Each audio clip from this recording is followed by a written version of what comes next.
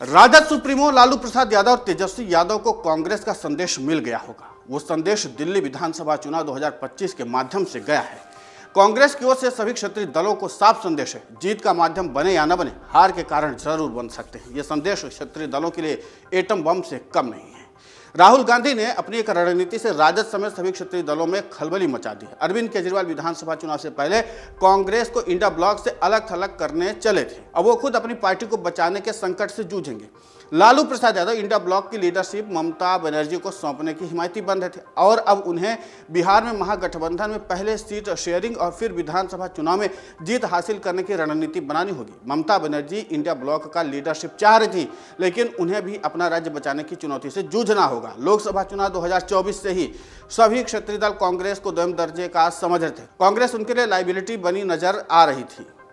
कांग्रेस को मजबूर बताकर या दर्शाकर क्षेत्रीय दल लोकसभा चुनाव से पहले मध्य प्रदेश तो लोकसभा चुनाव के बाद हरियाणा में सीटें मांगते दिखे थे। महाराष्ट्र में तो कांग्रेस को सहयोगी दलों के आगे झुकना भी पड़ा, पर मध्य प्रदेश और हरियाणा में कांग्रेस ने किसी की नहीं सुनी। हालांकि वो खुद ही चुनाव हार गई, लेकिन सहयोगी दलों के झांसे में नहीं आई। दिल्ली विधानसभा चुनाव में आम आदमी पार्टी ने खुद ही एकला चलो का ऐलान कर दिया, तो कांग्रेस के सामने कोई और रास्ता था ही नहीं, और वो भी एकला चलो रे के रास्ते पर चल पड़ी और खुद मैदान में कूदी।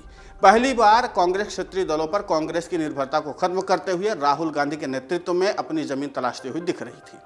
दिल्ली विधानसभा चुनाव में इंडिया ब्लॉक में शामिल सभी सहयोगी दलों ने कांग्रेस को किनारे कर दिया था और आम आदमी पार्टी को नैतिक समर्थन दिया था। समाजवादी पार्टी और तृणमूल कांग्रेस के नेताओं ने तो बाकायदा आम आदमी पार्टी के पक्ष में रोड शो भी किया।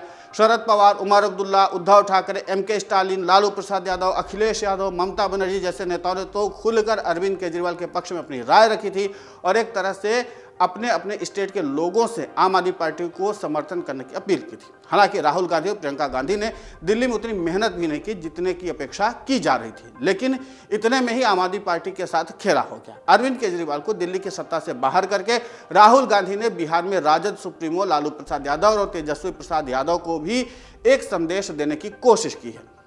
जिन लोगों ने ममता बनर्जी को इंडिया ब्लॉक का नेतृत्व सौंपने का समर्थन किया था, दिल्ली चुनाव के दरमियान ही राहुल गांधी 2 बार बिहार के दौरे पर आए।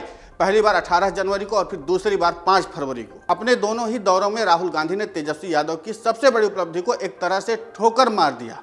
तेजस्वी यादव बिहार में नीतीश कुमार के साथ अपने 17 महीने के सत्ता काल की सबसे बड़ी उपलब्धि जाति जनगणना को बताते नहीं अघाते थे। राहुल गांधी ने उसी जाति जनगणना को फर्जी करार दे दिया।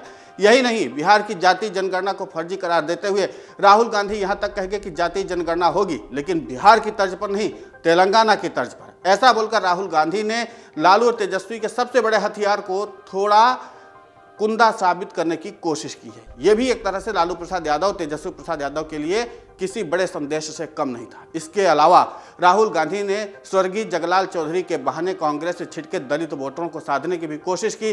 राहुल गांधी के इस कदम से लालू प्रसाद यादव और तेजस्वी यादव के माथे पर बल पड़ गए होंगे, क्योंकि कांग्रेस से जो वोटर खिसके हैं वही अब राजद के कोर वोटर बन चुके हैं।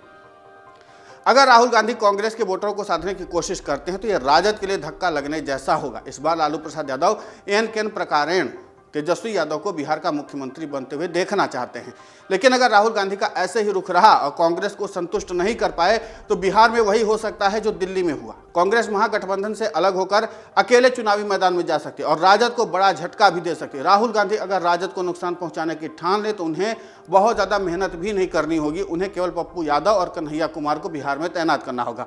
अगर कांग्रेस ऐसा कर पाने में सफल रही तो फिर जाहिर सी बात है कि लालू प्रसाद यादव अपने मकसद में कामयाब नहीं होंगे। तो जाहिर सी बात है, ये अलर्ट है लालू प्रसाद यादव के लिए भी और तेजस्वी यादव के लिए कि अगर वो ममता बनर्जी के पक्ष में जाते हैं, जिसको लेकर के ममता बनर्जी ने भी साफ कर दिया है कि वो फिलहाल किसी के साथ गठबंधन नहीं करेंगी बंगाल के विधानसभा चुनाव में जो 2026 में होना है, और उसके पहले बिहार का विधानसभा चुनाव। बिहार और बंगाल में विधानसभा चुनाव होने ही होने हैं 25 और 26 में। लालू प्रसाद यादव और तेजस्वी यादव को निर्णय करना होगा कि कांग्रेस को साधे रखना है या कांग्रेस से दुश्मनी मोल लेनी है। अरविंद केजरीवाल ने दुश्मनी दिल्ली में मोल ली, नतीजा सबके सामने है। अमर उजाला जीवांजलि के सारथी की मदद लें और महाकुंभ में स्नान जरूर करें।